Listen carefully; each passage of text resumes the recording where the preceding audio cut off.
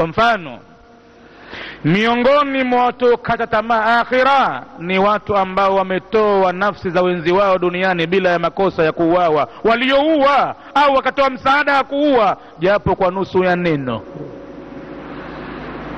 Man aana, mtume anasema yoyote aliyetoa msaada akasaidia ala katli muslimin, juu ya kuuawa muislamu, walau bishatri kalima, hata kama msaada wenyewe ni kwa nusu ya neno, neno zima uktul, muue, yeye akafikia kafika mwisho tu kaashiria, basi huyu kama kasaidia kuuawa mtu bure.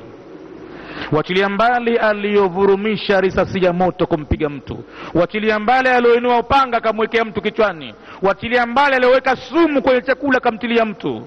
Man aana, aliyesaidia tu ala katli muslimin, juu ya kumuua muislamu, basi jaa yauma alqiyamati, atakuja siku ya kiyama, maktubun baina ainaihi, hali ya kuwa ameandikwa katikati baina macho yake. Akitoka kaburini pana maandishi hapa, maandishi yanasomeka ayisun min rahmatillah. Huyu ni mja aliyekata tamaa katika kupata rehema za Mwenyezi Mungu, katu hazioni, kaua hapati kabisa kabisa.